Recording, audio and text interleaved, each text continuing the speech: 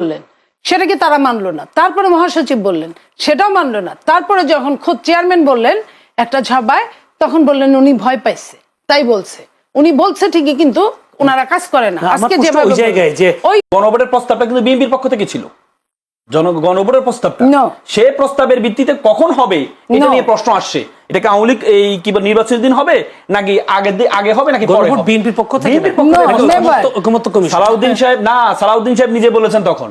BNP কিন্তু তার embargo কিন্তু বলে দিল প্রধান উপদেষ্টাকে যে আমরা এইটাই সিগনেচার করি নাই, সো এটা নিয়ে আবার ক্যাচাল হবে, এটা কিন্তু বলে দিল। তারপরে যখন এটাই থাকলো বলবৎ, তখন বিএনপি কি করলো? বিএনপি বলল যে বিএনপি ভোট, এই ভোটের পক্ষে হা ভোট দেওয়ার কথা, না ভোট দেওয়ার কথা কিছুই বলে না। তখন সামান্য ওই পক্ষ থেকে আসা শুরু করলো বিএনপি না ভোটের পক্ষে কাজ করছে। সংবিধান তো ওই কথা বলে না। সংবিধানের বাইরে যাওয়ার আমাদের কোনো উপায় নেই, কারোরই কোনো উপায়। এটা কি নির্বাচন আগে বুঝে নেই? আমরা বিএনপি অনেকবার বলেছে যে এই গণভোট কোনোভাবেই সম্ভব না, ঠিক না।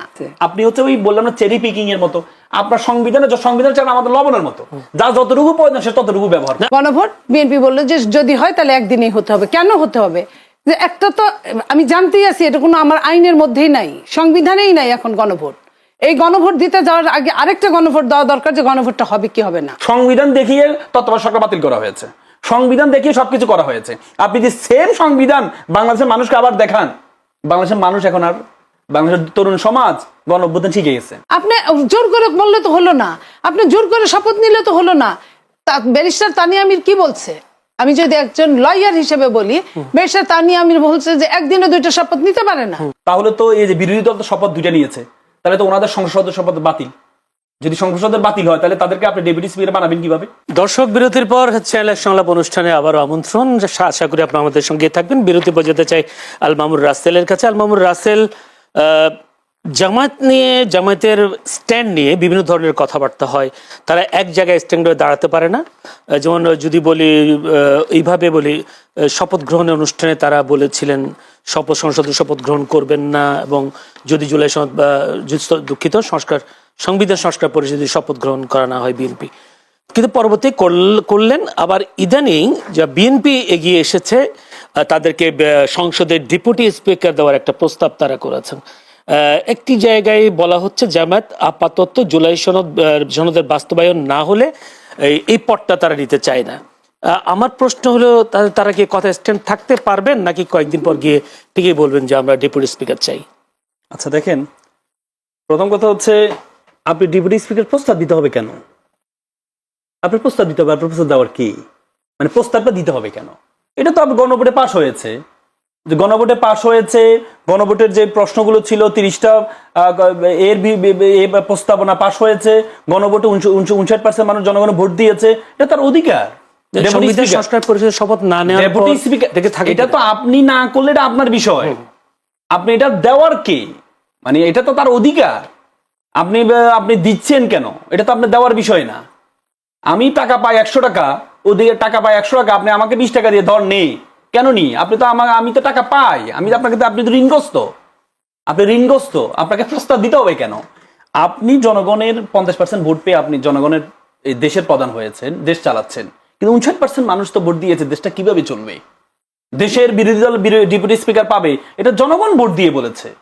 আপনি যে সেটি শপথ গ্রহণ করলেন না, সে অধিকার দিতে চাচ্ছেন না। অধিকার না দিয়ে 100 টাকা না দিয়ে আপনি 20 টাকা দেওয়ার জন্য আপনি বললেন যে এটা নাও, কেন প্রস্তাবটা আপনি দিতে হবে কেন? বিএনপি স্ট্যান্ড নিতে পারে কিনা? তারা বলছে গণভোটের চেয়ে আমাদেরকে জনগণ আমাদের 31 দফার উপর ভিত্তি করে আমাদেরকে ভোট দিয়েছে। যদি এটা হয়, সেই দফার উপর যদি এটা হয়, আপনি আমাকে বলেন, কমন সেন্সটা একটু অ্যাপ্লাই করেন। আপনি নির্বাচন আগে ইশতেহার দিয়েছেন, শুধু ইশতেহারের উপরে তো আপনাকে জনগণ ভোট দেয় নাই। আপনি নির্বাচন আগে বলেছেন গণভোটে হ্যাঁ ক্যাম্পেইন করেছেন, গণভোটে হ্যাঁ দেওয়ার জন্য বলেছেন।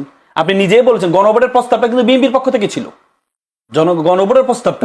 সে প্রস্তাবের ভিত্তিতে কখন হবে এটা নিয়ে প্রশ্ন আসছে। এটা কি আওয়ামী লীগ এই কি নির্বাচনের দিন হবে, নাকি আগে হবে, নাকি পরে হবে? বিএনপির পক্ষ থেকে সালাউদ্দিন সাহেব নিজে বলেছেন তখন।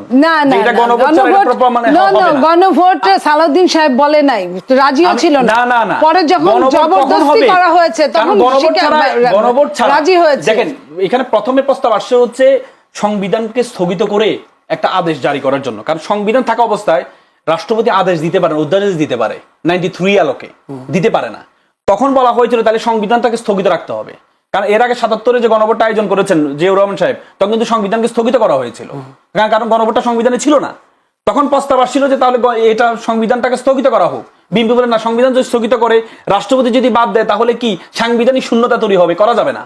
বিএনপি যখন করা যাবে না বলেছে, তখন আবার ওনারা বলেছে তাহলে ঠিক আছে, তাহলে এটা কিভাবে হবে, কারণ আমাদের কনস্টিটিউশন 142 দিয়ে 2/3 মেজরিটি আপনি সংবিধান পরিবর্তন করতে পারবেন, কিন্তু সংবিধানের কিছু বেসিক স্ট্রাকচার আছে যেটা আপনি 142 দিয়ে পরিবর্তন করতে পারবেন না। সেটা আমাদের সাথের খতে বলা আছে, আমাদের সংবিধানের সাথে খতে বলা আছে 142 দিয়ে সংবিধানের বেসিক স্ট্রাকচার আপনি পরিবর্তন করতে পারবেন না। যেমন আমাদের বেসিক এবং কি বলেছে, প্রথম এই সংবিধানের প্রথম পার্ট এবং দ্বিতীয় পার্ট আপনি পরিবর্তন, প্রথম পার্টের 4-এর কতে বলা আছে শেখ মুজিব জাতির পিতা প্রতিকৃত সব জায়গায় ঝুলাইতে হবে, শেখ মুজিবের ছবি সব জায়গায় ঝুলাইতে হবে। আপনি যদি সেটা পরিবর্তন করতে চান 2/3 মেজরিটি আপনি পরিবর্তন করতে পারবেন না, আপনাকে পরিবর্তন করতে হবে হচ্ছে কনস্টিটিউটিভ অ্যাসেম্বলি লাগবে, কারণ সেখানে 7-এর খতে বলা আছে আপনি এটা 142 দিয়ে পরিবর্তন করতে পারবেন না, আপনাকে গণপরিষদ লাগবে। তো তখনই প্রশ্ন আসে তাহলে গণপরিষদ হলে তাহলে কিভাবে এই জিনিসগুলো, তাহলে তখন প্রস্তাব আসে তাহলে গণভোটের মাধ্যমে হোক। জনগণ যদি মনে করে, জনগণ যদি গণভোটে হাঁ দেয় তাহলে আমরা এটা মেনে নিব। আপনি জনগণকে খুশি করার জন্য বললেন, আপনি তো হাঁ ক্যাম্পেইন করলেন। আপনি যদি হাঁ ক্যাম্পেইন না করতেন তখন থেকে বলতেন তারেক রহমান সাহেব প্রধানমন্ত্রী বর্তমানে, উনি যদি বলতেন আমরা হাঁ মানি না, আমরা গণভোট মানি না, যারা ভোট দেওয়ার দেখ। আমি মনে করি 59% যে ভোট পেয়েছে তার মধ্যে অর্ধেকের বেশি ভোট হচ্ছে বিএনপির ভোট, যারা হায় ভোট দিয়েছে। তার মানে জনগণ আপনাকে তো হাঁ দেখে ভোট দিয়েছে। তো সুতরাং আপনি জনগণ একটা মানবেন, এটাকে চেরি পিকিং এর মতো, আমার ইংরেজিতে একটা কথা আছে চেরি পিকিং, মানে আপনার যে জিনিসটা ভালো লাগবে আপনি সেটা নিবেন, আর যে জিনিসটা ভালো লাগবে না সেটা নিবেন না। আপনার জিনিসটা ভালো লেগেছে যতটুকু, এ সরকার যে সরকারকে বলি, আমরা বলি যে সাংবিধানিক সরকার না, অনেকে বলে, এবং এই সরকার 2টা নির্বাচন আয়োজন করেছে, একটা নির্বাচন হচ্ছে জাতীয় নির্বাচন আর আরেকটা নির্বাচন হচ্ছে গণভোট। তাহলে আপনি একটাকে গ্রহণ করলেন চেরি পিকিং এর মতো, আর আরেকটাকে আপনি বাদ দিয়ে দিচ্ছেন। আপনি তো মাত্র 50% জনগণের পেয়েছেন, ওই হিসেবে আপনি তো 59% জনগণের প্রশ্ন এই জায়গায়, সংসদ যেহেতু সার্বভৌম, সেক্ষেত্রে তারা বলছে সংসদে গিয়ে জিনিসটা পাস হোক। সংসদে গিয়ে আপনি কি পাস করবেন? যে আপনি সংসদে গিয়ে কি পাস করবেন? আপনার তো অর্ডার আছে, আপনাকে যখন শপথ নেওয়া হয়েছে তখন 2টা চিঠি দেওয়া হয়েছে, একটা হচ্ছে গণপরিষদের চিঠি আর আরেকটা হচ্ছে আপনাকে এর চিঠি, 2টা চিঠি দেওয়া হয়েছে, আপনি তো একটি গ্রহণ করলেন না। আর সংসদ তো পারবে না এই পরিবর্তন করতে, আপনি যেমন মূলনীতি পরিবর্তন করতে চান। একবার আপনার এরশাদের আমলে আপনি দেখেছেন আমাদের যে হাইকোর্ট আছে, হাইকোর্টকে বিভিন্ন বিভাগে নেওয়ার চেষ্টা করেছিলেন, উনি চেষ্টা করেছিলেন, সংবিধানের মাধ্যমে চেষ্টা করেছিলেন। তখন অ্যাপ্লাই ডিভিশন আদেশ দিয়েছে যে আমাদের দেশ যেহেতু হচ্ছে আপনার প্রাদেশিক দেশ না, তো সুতরাং এটা সংবিধানের বেসিক স্ট্রাকচারের বিপরীত। সুতরাং আপনি অ্যাপ্লাই ডিভিশন আদেশ দিয়েছে বেসিক স্ট্রাকচারে গণপরিষদ ছাড়া, কনস্টিটিউয়েন্ট অ্যাসেম্বলি ছাড়া সাধারণ পরিষদ এটাকে পরিবর্তন করতে পারবে না। পরবর্তীতে এরশাদের আদেশকে অবৈধ ঘোষণা করা হয়েছে। তো সুতরাং আপনি যদি মূলনীতিতে হাত দিতে চান তাহলে এই সংসদ দিয়ে আপনি পারবেন না। আপনার সংসদে কি পাস করবেন? আপনার তো ক্ষমতাই নেই। আপনার 2/3 মেজরিটি 142 দিয়ে আপনি তো বেসিক স্ট্রাকচার পরিবর্তন করতে পারবেন না। আপনার তো কনস্টিটিউয়েন্ট অ্যাসেম্বলি লাগবে, গণপরিষদ লাগবে। তো সুতরাং আপনার একটা জিনিস ভালো লাগবে, আপনি সেটা বলবেন। আপনি বলেন যে শপথটা কি নেই, শপথটা নাকি সংবিধানে নেই, শপথটা সংবিধানে না। আচ্ছা আমাকে আপনি বলেন তো, যিনি আপনাকে নির্বাচিত করেছেন, মানে যিনি আপনাকে যে ইলেকশন আয়োজন করেছেন, অন্তর্বর্তীকালীন সরকার যে শপথটা গ্রহণ করেছে, এটা কি আমাদের সংবিধানে আছে? উনি তো প্রধানমন্ত্রীর শপথ গ্রহণ করেছিলেন, এবং কি উপদেষ্টারা যারা তারা মন্ত্রীদের শপথ গ্রহণ করেছেন, সেটা তো আমাদের সংবিধানে নেই। তো তাহলে তারা যে বাবা সন্তানকে করেছে, প্রসব করেছে, সে বাবার শুরুটাই তো অবৈধ, তো তাহলে তার সন্তানও তো অবৈধ হবে। আমি মনে করি বিএনপির সবচেয়ে বড় ক্ষতি হবে কি জানেন ভবিষ্যতে? আপনি যদি গণভোটকে আজকে যদি আদালতে ঘাড়ে ঠেকিয়ে আপনি যদি গণভোটটাকে আজকে আদালতের মাধ্যমে যদি আপনি বাতিল করেন, ভবিষ্যতে আপনি যে নির্বাচিত হয়েছেন এই নির্বাচনটাও বাতিল হয়ে যাবে। জি, ধন্যবাদ। আমি একটু যেতে চাই নীলোফার চৌধুরী মনি, আসলে কি বিএনপিকে 2/3 আসন পাওয়ার পর অনেকটা কথা উল্টে গেল কিনা? অনেকে বলছেন যে আসলে গণভোটে বিএনপি রাজি হওয়ার পর আবার এটাও অভিযোগ যে গণভোটে রাজি হয়েছেন নির্বাচনটা দেওয়ার জন্য। কেউ বলছেন এই এক ধরনের প্রতারণা। আপনি কি বলবেন? আপনার একটা প্রশ্ন হচ্ছে, বিএনপি অন্তর্বর্তী সরকারের সময় নির্বাচন গণভোটের বিষয়ে বিএনপির বিরুদ্ধে অভিযোগ ছিল, বিএনপি জুলাই সনদ মানবে না, বাস্তবায়ন করতে চাইবে না, এরকম অভিযোগগুলো ছিল। আসলে কি সামনে বিএনপি জুলাই সনদ বাস্তবায়ন করবে? দেখেন, অনেকগুলো কথা শুনলাম, একটা ডিগ্রি থাকলে অনেক রকম কথা বলা যায়, কিন্তু সংবিধান তো ওই কথা বলে না। সংবিধানের বাইরে যাওয়ার আমাদের কোনো উপায় নেই, কারোরই কোনো উপায় নেই। এটা কি নির্বাচন আগে বুঝে নেই? আমরা বিএনপি অনেকবার বলেছে যে এই গণভোট কোনোভাবেই সম্ভব না, ঠিক না। তখন তারা বলছে যে আপনার ওইখানের যে চিফ ছিল কি বিদেশি আমেরিকান আলী রিয়াজ সাহেব, উনি একচেটিয়া যা ইচ্ছা তাই করেছে। বিএনপির সামনে একটাই কাজ ছিল, সেটা নির্বাচন, যে কোনোভাবে নির্বাচনকে হতে হবে, নইলে দেশটা থাকবে না। এটা যে কোনো পুরখা বাংলাদেশের মানুষ বুঝেছিল। তো বিএনপি এই জন্য প্রত্যেকটা ব্যাপারে বিএনপি এমবার্গো দিয়েছে, প্রতিটা ব্যাপারে। প্রথমে যখন গণভোটের কথা আসলো বিএনপি, আপনি খেয়াল করেন, খালি রাসেল বললে হবে না, আপনি খেয়াল করেন বিএনপি এমবার্গো দিয়েছে। তারা বলছে যে তারা আন্দোলন করবে, তারা নির্বাচন চায় না, গণভোট ছাড়া তারা নির্বাচন চায় না। জামাত স্ট্রেট বলেছে, সঙ্গে এনসিপি কে নিয়ে, তার মানে সরকার এনসিপি কে নিয়ে জামাত বলা মানে সরকারের মদত সহ বলেছে। বিএনপি শেষে যখন দেখেছে গণভোট হইলেও কি না হইলেও কি, আপনি আমার কথা শুনলেন না, আমি বললাম গণভোট, বিএনপি বললো যে যদি হয় তাহলে একদিনেই হতে হবে। কেন হতে হবে? যে একটা তো আমি জানতেই আছি এটা কোনো আমার আইনের মধ্যেই নাই, সংবিধানেই নাই এখন গণভোট। এই গণভোট দিতে যাওয়ার আগে আরেকটা গণভোট দেওয়া দরকার, যে গণভোটটা হবে কি হবে না। রাষ্ট্রপতি এই অধ্যাদেশ দিতে পারে না। তো ৭২-এর সংবিধান, যে সংবিধান আছে তার মধ্যেই এটা নাই। এখন ওই ৩টা পর্যন্ত গণভোট হয়ে গেছে, তারপরে নাই, এটা শেষ করে দিছে। তাইলে আপনার গণভোটটা যেটা নাই সেটা হইলে কি না হইলে কি, বিএনপির কথা হইলো আমার নির্বাচন দিয়ে কথা। বেশ, বিএনপি শেষে বললো একদিনে হতে হবে।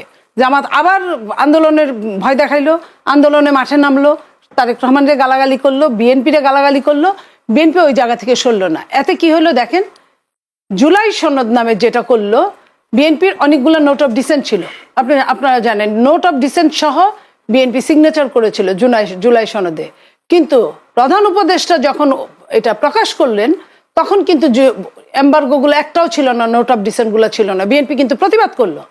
বিএনপি প্রতিবাদ করার পরে তারা কিন্তু কেউ, না প্রধান উপদেষ্টা না জামাত, তাদেরও কিন্তু চারটা কিন্তু কারোরই মানা সম্ভব না। কিন্তু তারা মনে করলো যেহেতু সরকার জামাতের পক্ষে, সরকার এনসিপির পক্ষে, তারা মনে করলো যে হ্যাঁ এটা আমরা মেনে নিতে পারি। তারা সরকারের সঙ্গে কথা বললো না, সরকার একচেটিয়া এটা নিয়ে করলো। বিএনপি এই দিকে মাথা ঘামালো না, বিএনপি নির্বাচনের দিকে। আমি বলি, আমি আপনার কথা, আপনি যেটা বলবেন আমি ধারাবাহিক আসছি। বিএনপি শেষ করে দিল, ঠিক আছে ইলেকশন হোক। বিএনপি কিন্তু তার এমবার্গো কিন্তু বলে দিল প্রধান উপদেষ্টাকে যে আমরা এইটাই সিগনেচার করি নাই, সো এটা নিয়ে আবার ক্যাচাল হবে, এটা কিন্তু বলে দিল।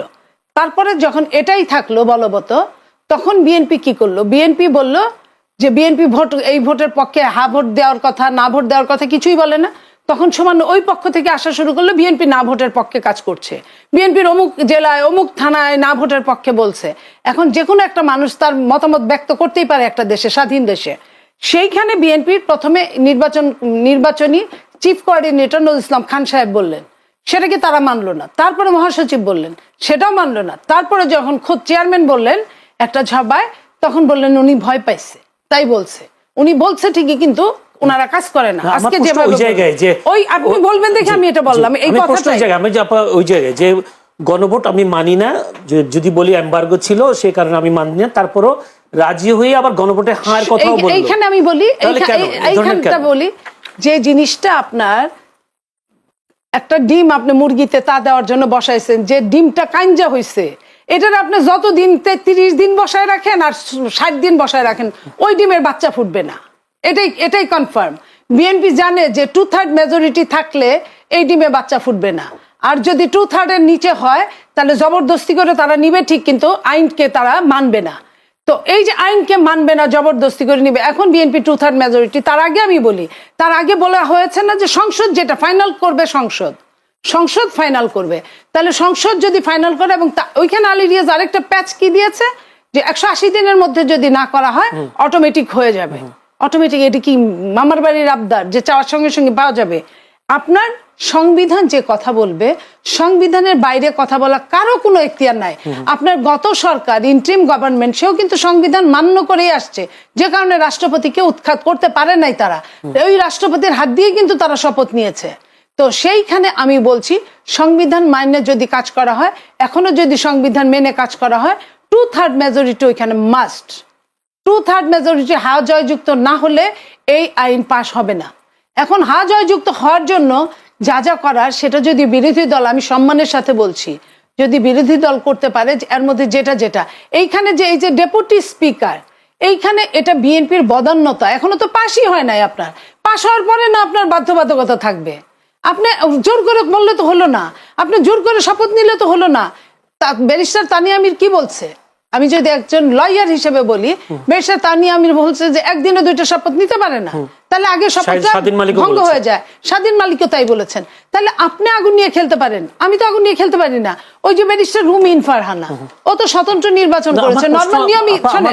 নর্মাল নিয়মে কি করা উচিত ছিল রুমিনের শপথ নেওয়ার কথা ছিল। রুমিন কেন নেয় নাই? কারণ রুমিন আইনের লোক, রুমিন বুঝেছে যে এই শপথ নেওয়া যাবে না। বিএনপির লোক না। এখন আপনি এটা বললেন না, বরং একজন বন্ধু যখন শত্রু হয় এর মতো শত্রু আর কেউ হয় না। বিএনপির ও নিজের লোক ছিল বিএনপির, কিন্তু এখন বিএনপি যখন বহিষ্কার করেছে, সে যখন অন্য চিন্তা ভাবনা করছে, সে যখন পাশ করেছে, তখন আর সে বিএনপি পারলে বিএনপির পাশটা বদনাম করবে, সুনাম করবে। আপনার কি স্বরাষ্ট্রমন্ত্রী, বর্তমান স্বরাষ্ট্রমন্ত্রী যখন সালাউদ্দিন আহমেদ ছিলেন, তখন তার একটা বক্তব্য নিশ্চয়ই আপনিও শুনেছেন, যে একই দিনে যদি শপথ হয়, গণভোট হয়, আমরা একই দিনে 2টা শপথের সই করবো, সমস্যা তো নাই। এই কথাও তো তিনি বলেছিলেন। উনি কি বলেছিলেন ভোটের আগে, আমি সেটা বলছি না। আমি আপনার আইনের মারপ্যাচ গুলোর কথা বললাম। আমার প্রশ্ন এইখানে আগেই বলছে, আগেই সবকিছু বলছে, এটাও তো বলছে। একটু যেতে চাই আল-মামুন রাসেল, আপনার কাছে একটি প্রশ্ন, আমি এটা একটু বলি, আমি শেষ করে প্রশ্নটা করে ফেলি, আমার কাছে খুবই কম সময়। যদি ভাবে বলি, আপনিও নিশ্চয়ই খবরটা পেয়েছেন, গার্ডিয়ান একটা নিউজ হয়েছে, আওয়ামী লীগ ফেরার মানে একটা চক্ষুষছে আওয়ামী লীগ ফেরার জন্য। আমরা দেখলাম নির্বাচনের পর আওয়ামী লীগের বিভিন্ন অফিস আদালত, অফিস কার্যালয়গুলো খুললো, তাদের জাতীয় পতাকা তোলা হলো, এবং কেউ কেউ আবার আজকে চিফ প্রসিকিউটর তিনি বলছেন, বিচারের জন্য বলেছেন তিনি শেখ হাসিনাকে ফেরাতে পারবেন বা ফেরাতে চেষ্টা করছে সরকার। এখন আপনার কি মনে হয় আসলে আওয়ামী লীগ খুব শিগগিরই ফিরছে? প্রথম একটা, যারা 26শে মার্চকে তারা ঘিরে ফেরার একটা চেষ্টা করছে।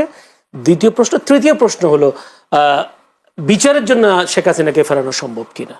আওয়ামী লীগকে ফেরাবে, এটা আমার কাছে কেন যেন মনে হয় বিএনপির নির্বাচনে কমিটমেন্ট ছিল তাদের সাথে।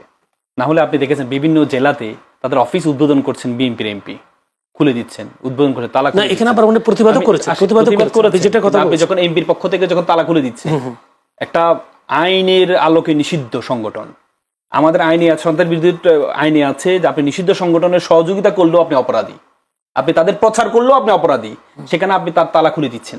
আজকে আপনি সেই প্যাসিজমের রাষ্ট্রপতি ছিলেন চুপ্পু সাহেব, সেই চুপ্পু সাহেবকে আমরা এখন, আজকে মির্জা ফখরুল ইসলাম সাহেব কি বলছেন, আমি কোর্টে আনকোট করে একটু পড়ে শোনাই। রাষ্ট্রপতি হওয়ার মতো বিএনপিতে 3-4 জন আছেন, কিন্তু প্রশ্ন হচ্ছে এখনই রাষ্ট্রপতি নির্বাচন আলোচনা কেন? সংবিধান অনুযায়ী বর্তমান রাষ্ট্রপতির মেয়াদ তো শেষ হয়নি। মানে কি এ রাষ্ট্রপতি কমিটমেন্ট, এই সে নির্বাচনে কমিটমেন্ট যে আপনাকে রাখবো, রাষ্ট্রপতি আপনিও থাকবেন, আর আপনাদের দলকে আমরা সহজ করে দিব। উনি তো নিজে বলেছেন, রাষ্ট্রপতি নিজে বলেছেন আমি ছাত্রলীগের নেতা ছিলাম। এই রাষ্ট্রপতি নিজে বলেছেন শেখ হাসিনার দুলা যদি আমার মাথায় না পড়ে তাহলে তো আমি সফলে না, বলেছেন যে সেকে সংবিধান অনুযায়ী এখনো মেয়াদ ওনার শেষ হয়নি। সংবিধান অনুযায়ী শেখ হাসিনার মেয়াদ শেষ হয়েছে? আরে ভাই, একটা বিবেকটা কাজে লাগান রে ভাই। সংবিধান অনুযায়ী উৎখাত করেছে, সংবিধান অনুযায়ী শেখ হাসিনা উৎখাত কি সংবিধান আছে? আপনি একটা প্রধানমন্ত্রী উৎখাত করে দিবেন, সংবিধান আছে? উৎখাত করেছে জনরোষে। তো সংবিধান অনুযায়ী প্রধানমন্ত্রী কে বাংলাদেশে এখন? শেখ হাসিনা 29 সাল পর্যন্ত। সংবিধান অনুযায়ী ওনারা বারবার বলেন যে সংবিধানের দোহাই, সংবিধান অনুযায়ী তো 26 সালে ইলেকশন হওয়ার সুযোগে নেই। সংবিধানে তো ইলেকশন হইতো 29 সালে। প্রত্যেক শোনেন, 17-18 বছর শেখ হাসিনা যে ক্ষমতা ছিল জোর করে, সংবিধান দেখিয়ে ক্ষমতা ছিল, সংবিধান দেখিয়ে তত্ত্বাবধায়ক সরকার বাতিল করা হয়েছে, সংবিধান দেখিয়ে সবকিছু করা হয়েছে। আপনি যে সেম সংবিধান বাংলাদেশের মানুষকে আবার দেখান, বাংলাদেশের মানুষ এখন আর, বাংলাদেশের তরুণ সমাজ গণ-অভ্যুত্থান শিখে গেছে, কিভাবে আন্দোলন করতে হয় শিখে গেছে। আপনি এদেরকে আর সংবিধান দেখাই না। শেখ হাসিনা 17-18 বছর সংবিধান দেখেছে। আপনি বলেছেন যে একটা শপথ নিলে আরেকটা শপথ বাতিল হয়ে যাবে, বলেছেন তো, এটা কোথায় আছে? এটা কোথায় আছে? সংবিধানে আছে একটা শপথ নিলে আরেকটা শপথ বাতিল হবে? এবার বলেন, যদি একটা শপথ নিলে স্বাধীন মালিক, তারা কি সংবিধান? তারা কি সংবিধান? তারা কি আইন? কিন্তু তারা কি আইন নাকি তারা সংবিধান? শেখ হাসিনাকে বৈধ করার জন্য তো এই সংবিধান বিশেষজ্ঞ হাজার হাজার ছিল বাংলাদেশে। শেখ হাসিনাকে বৈধ করার জন্য তো হাজার হাজার সংবিধান বিশেষজ্ঞ ছিল, সবসময় কি বলে ফতুয়া দিত, সংবিধান ফতুয়া দিত। আপনি বুঝেন? আচ্ছা, এবার আমাকে বলেন, এবার যুক্তিতে আসি, যদি একটা শপথ নিলে আরেকটা শপথ বাতিল হয়ে যায়, তাহলে তো এই যে বিরোধী দল তো শপথ 2টা নিয়েছে, তাহলে তো ওনাদের সংসদের শপথ বাতিল। যদি সংসদের বাতিল হয় তাহলে তাদেরকে আপনি ডেপুটি স্পিকার বানাবেন কিভাবে? যুক্তি দেন। আপনি বললেন একটা শপথ নিলে আরেকটা শপথ বাতিল, তাহলে তো বিরোধী দল শপথ নিয়েছে, দুইটা শপথ নিয়েছে, তার মানে তাদের সংসদ সদস্য পদ বাতিল। বিএনপি তো বলে নাই। আহা, আপনি বললেন তো একটা নিলে আরেকটা বাতিল, যদি একটা নিলে আরেকটা বাতিল হয় তাহলে তারা তো সংসদ সদস্য পদ বাতিল হবে। তো তাদেরকে তো আপনি ডেপুটি স্পিকারের প্রস্তাব দিচ্ছেন, তাদেরকে আপনি বিরোধী দলের নেতা বানাইলেন, তাহলে হলো কি? ওটার তো কারণ আছে, হলো কি? ওটার তো তার মানে কারণ ভাই, আছে। আপনি হচ্ছে ওই বললাম না চেরি পিকিং এর মতো, আপনার সংবিধান চান আমাদের লবণের মতো, যা যতটুকু প্রয়োজন সে ততটুকু ব্যবহার না, আপনি কি এটা মনে করেন? যার যতটুকু প্রয়োজন সে ততটুকু এটা ব্যবহার বলি, যদি আওয়ামী লীগের রাষ্ট্রপতি, বিএনপি সরকার এবং ডেপুটি স্পিকার জামায়াতের এটা একটা সম্মিলিত সরকার হচ্ছে, কারণ জাতীয় সরকার তারেক রহমান যেটা বলেছেন, জাতীয় সরকার আপনি শুধু রাষ্ট্রপতি বানাইলে তো হবে না। আপনি যেমন হচ্ছে আপনি প্রধানমন্ত্রী বানান, আমাদের ভবিষ্যৎ ভালো, আপনি প্রধানমন্ত্রী বানেন, প্রধানমন্ত্রীর ম্যান পাওয়ার আছে, বিরোধী দল নেতা বানেন, তার ম্যান পাওয়ার আছে, তো রাষ্ট্রপতি ম্যান পাওয়ার কই? তো তাদেরকে নিয়ে আসেন, রাষ্ট্রপতি ম্যান পাওয়ারও লাগবে তো। আপনি তিনটা না, আপনি জাতীয় সরকার করবেন 3 ধাপ, রাষ্ট্রপতি 1 ধাপ, প্রধানমন্ত্রী 1 ধাপ, বিরোধী দল 1 ধাপ, তো তাদের ম্যান পাওয়ার চেইন কই? তার মানে আওয়ামী লীগের চেইনটাকে নিয়ে আসেন, তাহলে তো সুযোগ করে দেন। আইনের মাধ্যমে তো আপনি এই করেছে, আপনার তো আইন তো আপনার হাতে সুযোগ আছে। আপনি যে দেখেছেন রিট করেছে, 2টা রিট হয়েছে, এই গণভোট বাতিল এবং সংস্কার আদেশটা বাতিল করেছে, সেই রিটটা শুনানি করেছে কে জানেন? সেই রুটটা শুনানি করেছেন গাজী সজল সাহেব, উনি হচ্ছে নির্বাহী সদস্য বিএনপির সদস্য, কি বলে জাতীয় কেন্দ্রীয় কমিটির সদস্য। তারপরে তহিদ সাহেব, উনি হচ্ছে বিএনপির যে জাতীয় আইনজীবী ফোরাম, সেই আইনজীবী ফোরামের যুগ্ম মহাসচিব, উনি শুনানি করেছেন। ভাই, আমরা তো এর আগে আদালতের মাধ্যমে অনেক কিছু দেখেছি। শেখ হাসিনা তো আদালতের মাধ্যমে সবকিছু করতে চাইছিল। আপনি আদালতের মাধ্যমে যখন করতে যাইবেন, তখন এটা জনগণের বিপরীতে চলে যাবেন। আপনাদেরকে আমাদের ইতিহাসের সবচেয়ে বড় শিক্ষা হচ্ছে কি জানেন? ইতিহাস থেকে শিক্ষা নেয় না। আমরা যখন ক্ষমতা থাকি আমরা মনে করি আমার সব ঠিক, কিং কান ডো রং, কোনো ভুল করে না কিং। কিন্তু এটা বুঝতে হবে, জনগণের পালস বুঝতে হবে। যদি জনগণের পালস না বুঝেন, তাহলে কিন্তু আপনার জন্য আমরা সমালোচনা কেন করছি? যাতে আপনি ঠিক পথে থাকেন। আমরা চাই আপনি ক্ষমতা কন্টিনিউ করুন। আমরা চাই তারেক রহমান সাহেব এমন একটা ব্যক্তি, যে ব্যক্তি যে এমন একটা পরিবারকে ওন করে, যে পরিবারের প্রধান ছিল রাষ্ট্রপতি, বাবা মা দুজনে প্রধানমন্ত্রী ছিলেন, রাষ্ট্রপতি ছিলেন। একজন রাষ্ট্রপতি, বাবা রাষ্ট্রপতি ছিলেন, মা প্রধানমন্ত্রী ছিলেন। এমন ব্যক্তি কিন্তু বাংলাদেশে আর কেউ নেই। আমি চাই উনি কন্টিনিউ করুক, আমরা চাই। কিন্তু ব্যাপারটা হচ্ছে আপনি এই জায়গাগুলো যদি ঠিক না করেন, তাহলে তো আপনার জন্য আপনার কবরের গর্ত মানে খোঁড়া